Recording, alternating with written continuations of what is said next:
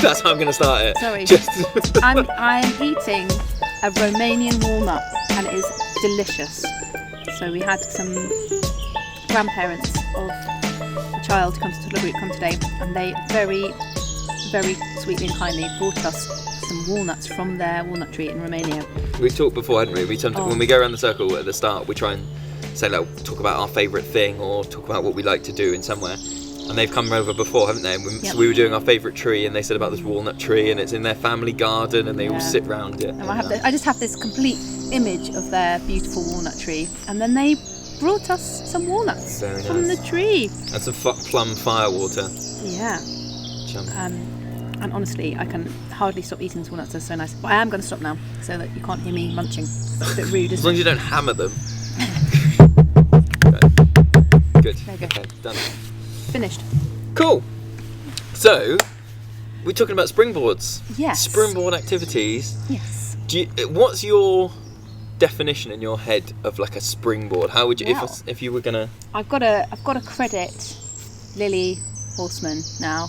Oh, Lily does everything. Sorry, but I just have to, in terms of if you haven't seen it, her sheet that she did for planning a session. Mm-hmm. So is that the 5-minute one? The 5-minute for a school plan or something else? No, I don't know. Can't remember what it's called. Okay. Sorry, Lily. But it has just little spaces all over the page to write various things, like a bit for your risk assessment, a bit for, what this group has been interested in before, and then a bit I think it's in the middle, which is springboards. So something that you as a leader give to the group, bring to the group. Say it could be a story, it could be an activity, it could be a game, something you set up that you have an inkling this is going to fire something within the group. Fire is the word I think of it as I want to say it's Aristotle. I'm going to be really geeky. I mean, Aristotle said education is the lighting of a flame, not the filling of a vessel. Ooh, lovely. Because I think there's lots of education that is considered, the Michael Gove. I know it's not Michael Gove anymore, but that rote learning, information in, and then you have value, as opposed to I'm going to Kindle this and then it's going to go. Yep. So I think that's a good. We should say, if you want to look up Lily's stuff, she's on Facebook. She's Kindling Playwork. Yeah.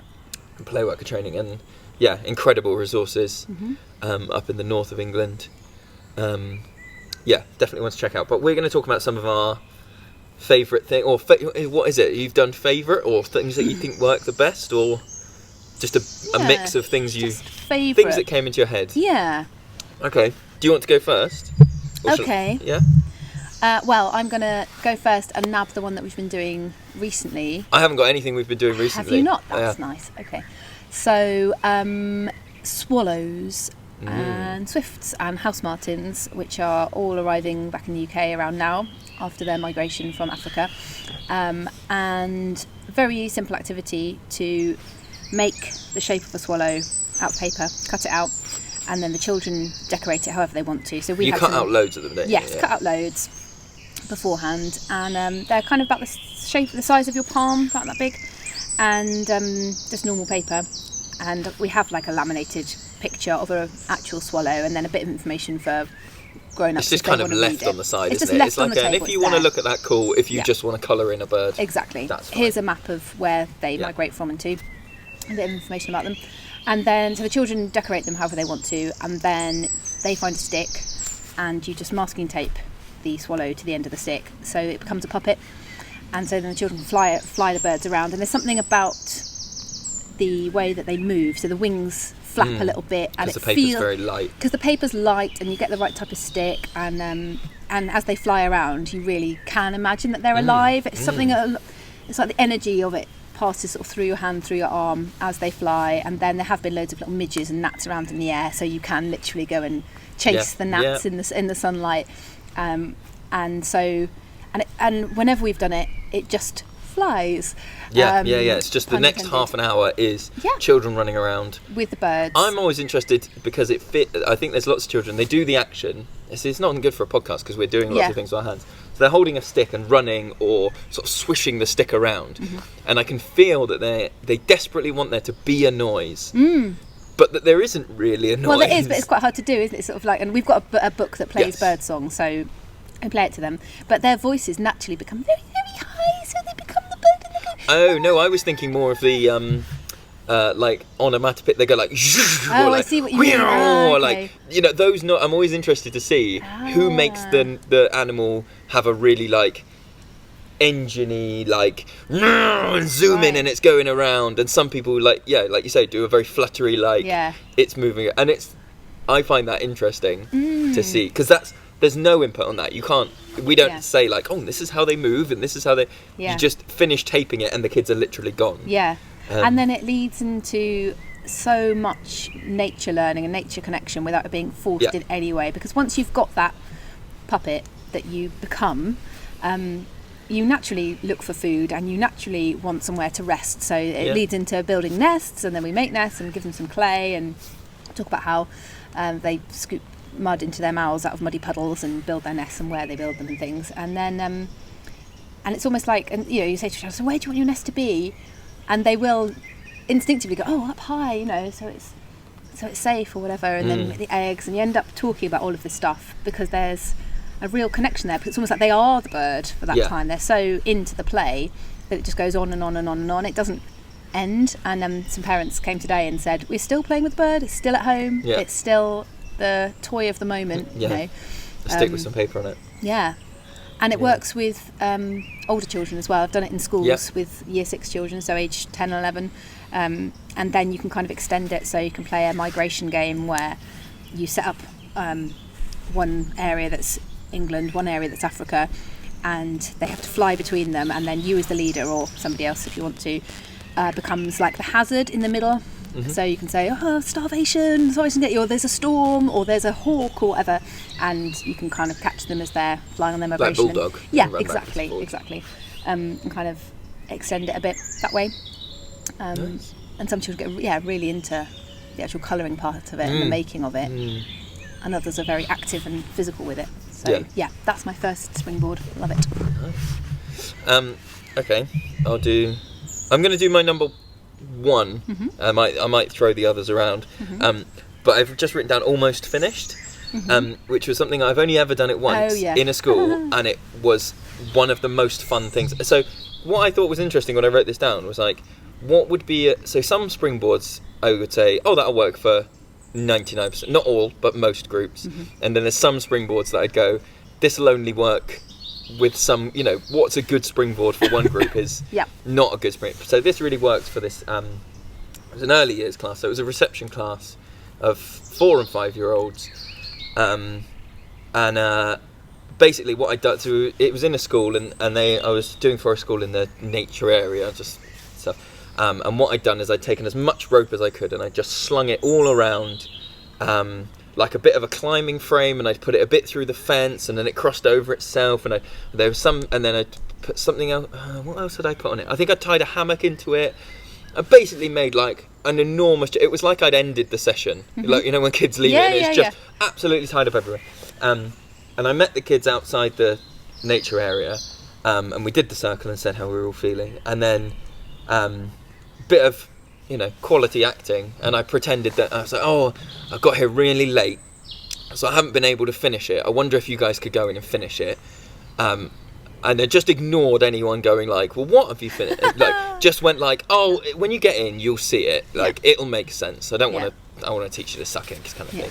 So I opened the gate, and 20-odd 5-year-olds ran in, and just the knowledge that they were like, this has to be finished, because it did that thing that we've talked about where it's fake stress. Not fake stress, but you know, they were really like, we've got to finish it, we've got to do it, you know.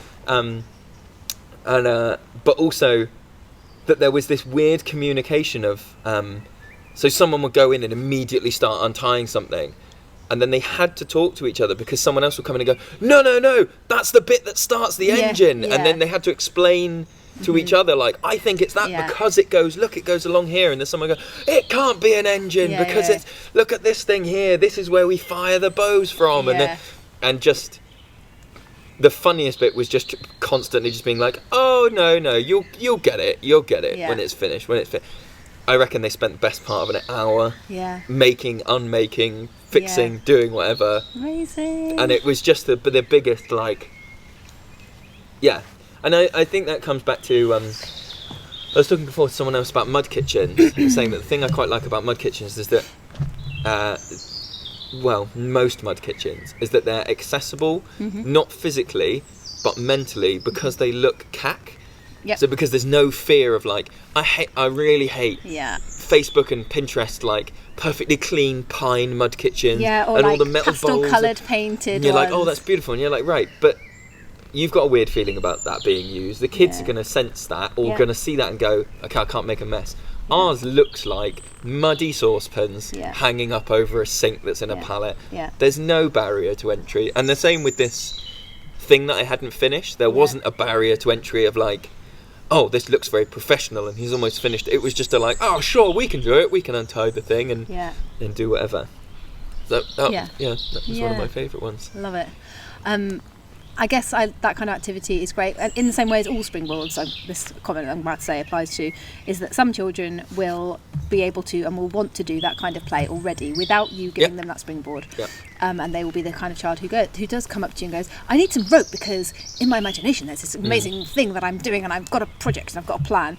And some children won't be playing like that, but you setting it up and giving it a frame to hang the play on enables everybody to have a go. And you've got to meet them where they are.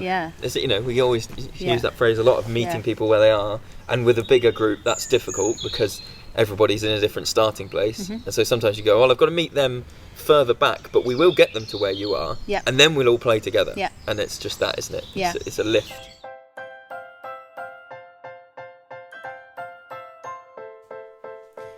If you think this podcast is worth a cup of coffee, Gemma and Lewis would love to have it. To buy them a cup of coffee per month, sign up at patreon.com/Children of the Forest, or donate a little more and get a personal thank you on the podcast. And if you really want to dive in, then you can join the Discord channel and chat with Lewis, Gemma and other listeners about high quality, nature-based, child-led learning right from your phone or PC. That's patreon.com/Children of the Forest. For now, it's time to head back into the woods. Do you want to go? We'll go back and forth. Loads of mine are stories, actually. Oh, weird. Mine too. Yeah, which is interesting, isn't it? So, should we do quick fire then? Yeah. Should we do story and then? Yeah. Yeah. Yeah. Okay. Do you want to start with the story? So I like the story, and actually I've nicked this because you mentioned it last week, so you might have it on your list as well. But the story it's a creation myth where there's that's a good one. When the world was new and there's nothing at all on the earth, and it's a bit of a joining in story. There were no dinosaurs roaring, there were no cats meowing or whatever, and there's just Mother Africa who's there creating things. It's from a book. It is an actual book. I looked it up. It's very hard to. Well, it's also in I Love My World. Yeah. Isn't it? Yeah. Chris Holland. By Chris Holland. So it's in there as an activity. But it boils down to there is the spirit of Mama Africa making animals, and then you tell the story as you're making. And she makes them out of clay from the earth. Yeah. So things start to grow around her plants and trees, and so she wonders what they're growing from and puts her hands down. So you've got a bag of clay there in front of you while you're telling. And you take a ball of clay and I love not deciding what I'm going to make beforehand, just let your hands just sort of fiddle around. Or wait for one of them to shout it at you. Yeah. That's sometimes when they go like, it's a snake, and you're like, yes, and then you start to roll it longer at that point. And then you can and in the story she plucks bits of the plants and trees and adds them into the clay to make legs or wings or whatever. So you can do that and then make a creature. And something about the children watching you do it makes them lots of the children on the edge of their seat. Can I have a go? Can I do that? In a way that if you had got out a bag of clay and said, would anybody like to make clay animals? It wouldn't have happened. And I think that's possibly one of the things that I think makes a springboard is like it's a frame that kind of it gives the impulse, doesn't it? It fills that person with the desire to play, and it might not be the same for everybody, but these are things that we've done where most members of the group have gone, and I wonder what it is about what's happening in the brain there when you are, I guess it's normal observation, isn't it? So observing somebody doing something makes it less scary for you. So clay especially is sort of sticky and it makes your hands a bit dirty and it's cold, and so some children who might be a bit squeamish about that, having seen you do it, are more up for having a go. Throwback. What is it? What was Richard's? Was it a woggle? What a good one looks like? No. What a good one looks like. Woggle. What? Waggle. Waggle. Anyway, we can't spell. Yeah. It's a weird version of that, isn't it? But you wouldn't go like, and this is how we're going to make deer. You are making it accessible. Yeah. Yeah. And then, so I like that because they have a go at making the animals, and then it's one of those completely open-ended things that they've made their creature and they become quite attached to it, and then it needs to find food, it needs to have somewhere to live, same as with the swallows, and that kind of thing. Yeah. It's connection. And then the animals end up kind of either talking to each other or being predators for one another or whatever.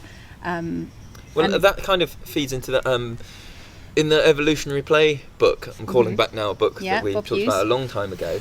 And one of the types of play and development was parenting and fostering, wasn't it? Yeah, and I wonder if it's an extension or a way into that of like, I've made life. Yeah.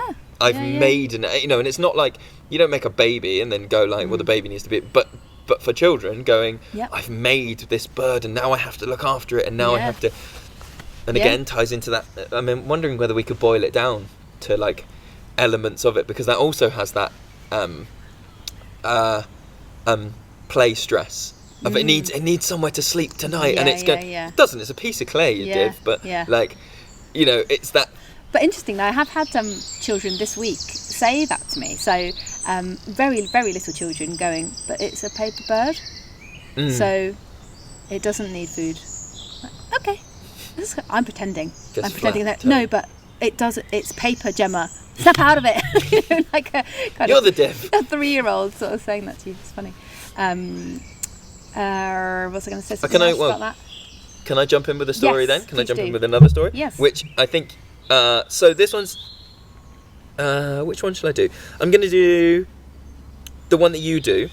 So this is not a springboard that I do because it's not a type of story I like telling. But Sally's Secret. I have that. Do you have Sally's Secret written down? That was my next one. Yes. There we go. Yeah. Okay, so do you want to talk about Sally's Secret? I'll tell you what it is, and then you say why you like it. So it's by Shirley Hughes. If you don't know Shirley Hughes, I mean, where have you been? She's like probably the best children's author of all time. She does the illustrations as well, and they're just absolutely magical. And her stories are go for old Shirley Hughes. If you're new to Shirley Hughes, don't pick up something that she's written recently because they're not half as good. She's slightly lost her mojo, I would say.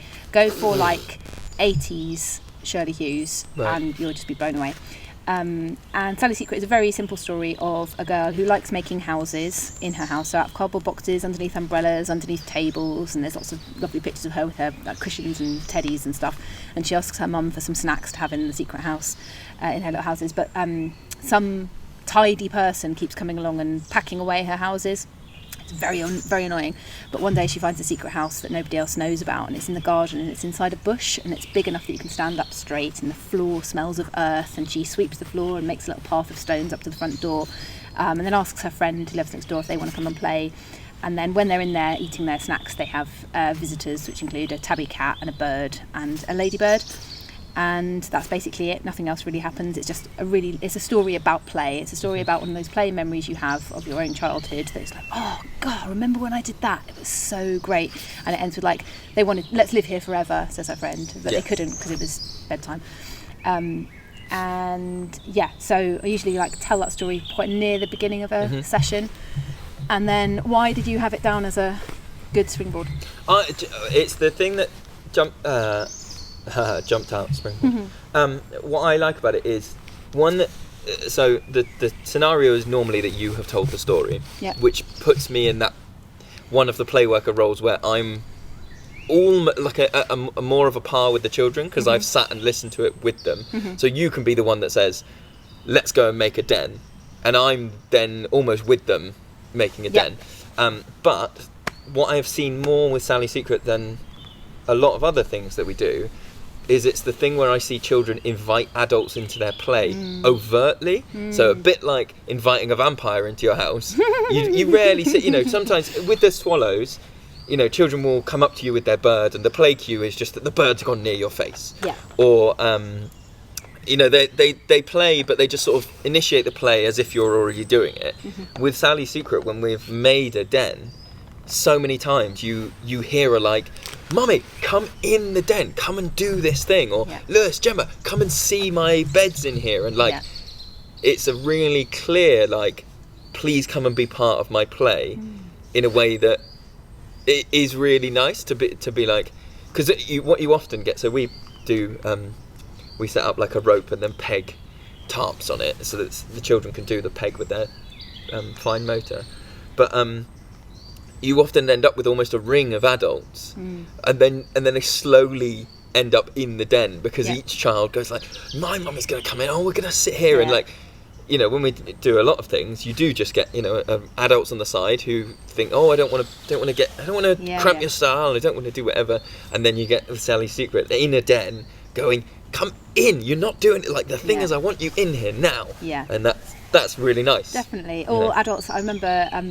Sometimes adults had role like the post person, so the adult was outside like posting letters through the door, and also like they always end up like, "Oh, making a little fire in there and we're cooking some dinner," and it's very I completely agree about that thing about inviting the adults in and making them part of the game, and kind of giving the children give them a role a lot, don't they? It's like, "Come in because it's raining outside, come in, you need to get in."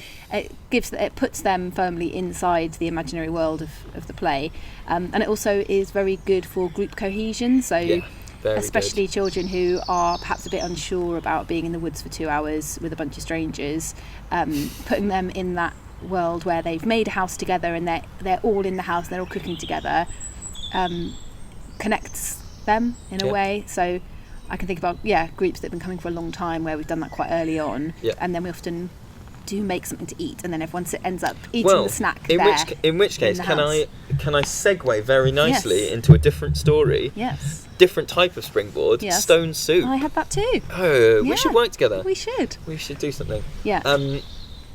So stone soup is a story. Essentially, someone arrives in the town, and they're very hungry, and everybody hides their food and pretends they haven't got any, and then they start pretending it. Well, you don't really know from the story if they are pretending or if they think it's real. But they start boiling what they're calling stone soup. So they put some stones in some water and start to cook in a pot. And one by one, the people start looking at it and seeing what's going on. And he's tasting it. And then he says, "Oh, it just needs a little bit of carrot." And then a little bit of... And so someone gives him some carrot. And a little bit of leek. And then someone gives it... And by the end of it, he's actually made a soup. And we do it with the kids at the start of the story. The kids are the villagers, and they're all holding actual fruit, actual vegetables, and you tell them to hide it, and then they come and put it in, and then we go and make actual soup. And I think the springboard is one, how many children would be involved in a vegetable soup is not the whiz bang pancakes and chocolate syrup type of cooking, but that story is then like, "Oh, we're going to make the soup," and so it's partly gets them really enthusiastic about cooking, but also then, as so often is the case, if you make it, you're more willing to try it. And the amount of people that go, "He'd never eat a carrot at home. She's never going to touch. She'd never eat anything if she can see onions." And the kids there like ploughing it into their face, just like, "Yeah, whatever, Mum, I'm eating all this." Like, I wonder if also part of that is obviously their engagement with cooking it definitely affects that, and being outside because everything tastes nicer outside. But also I wonder if there's something about like the story relies on lots of sensory imagination, so lots of like, and they could smell it boiling, and their mouths began to water, and if only it had a little bit. Oh, it's fit for a king or a queen, and lots of that kind of hyping up of how delicious it is before you even start cooking it through the story. Yeah. I wonder if that affects that. Yeah, that's not a bad shout. And as well kind of gets them into that mindset of like, it's a little bit fake it before you make it, but you going like, it needs leek, rather than like, I'd like some leek in it. You're going like, "Oh, it needs leek," and it's so much better afterwards. And then when they're like, if whoever it is doesn't particularly like leek, you've already gone, "It needs leek." It just is crying out for it, kind of thing.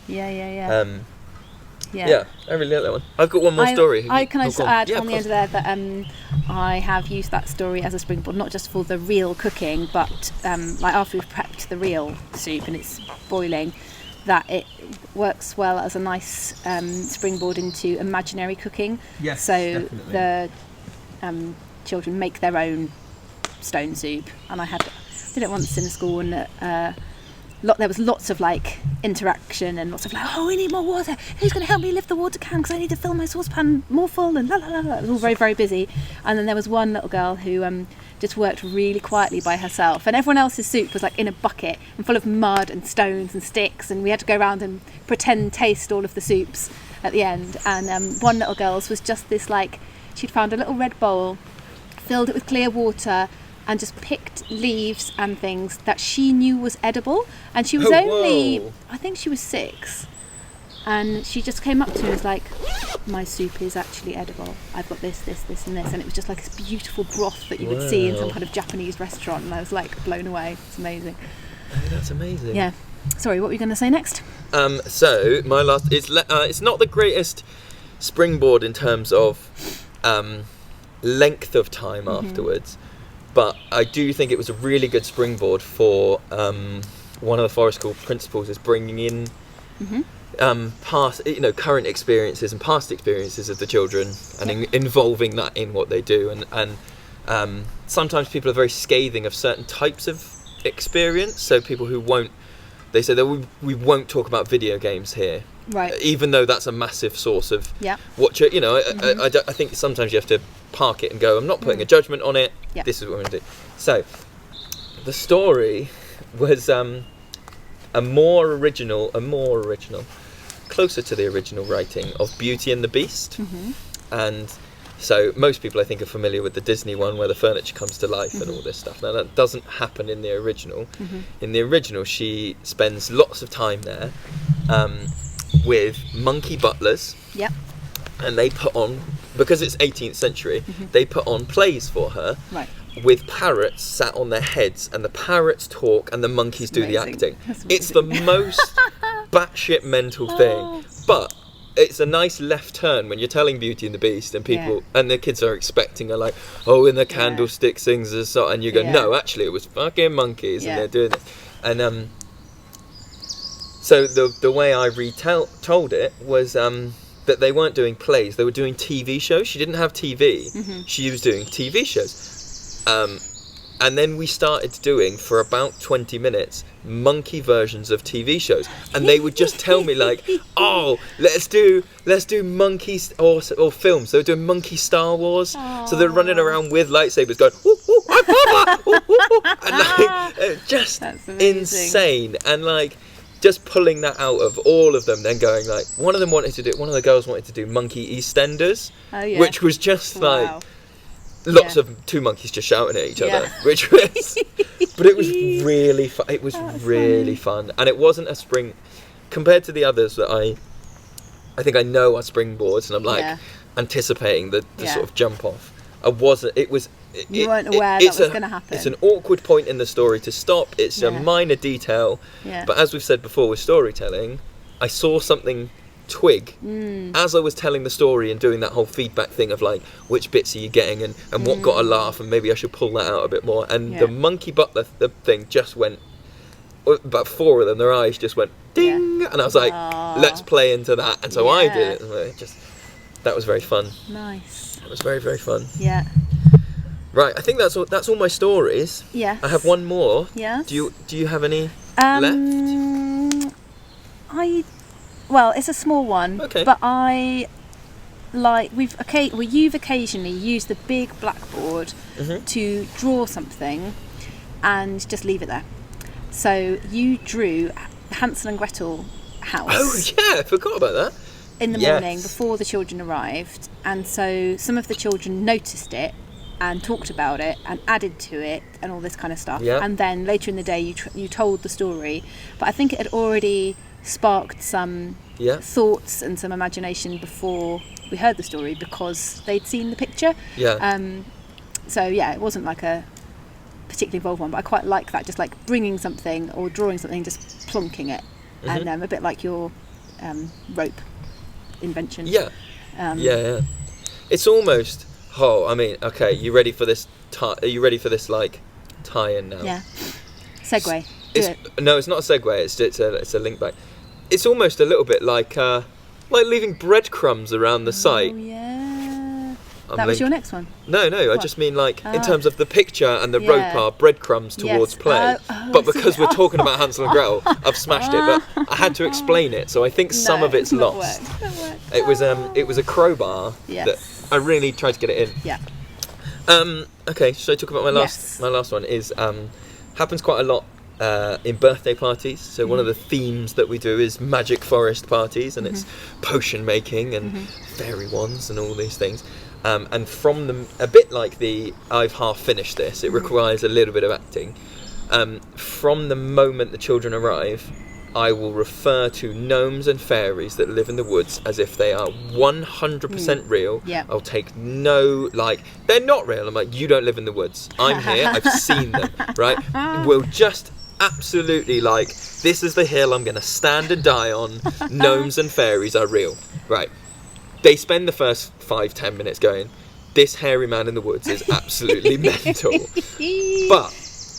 But the springboard that I like is that it does a little bit of nature connection in that we go for a walk and we're like, should we go and I'll prove it to you. We'll go and find some. We'll go and see if we can see them. We go for a walk and not 20 metres will have gone past and something that I haven't noticed and a kid will go, there's a hole there. I bet one of them lives in that thing. And they start telling me about where, and then they, look, and then, they'll be like acorn cups or something. And they're like, these are their bowls. Look, they've left their bowls. And you don't have to, when I start the walk to be like, we're going to go and look for gnomes, I've got no idea where I know where I'm going. But I've no idea what I'm looking for. I've no idea what we're going to find. It's just I know that I can walk and that most children have got enough imagination that they'll see a thing. That's lovely. Yeah.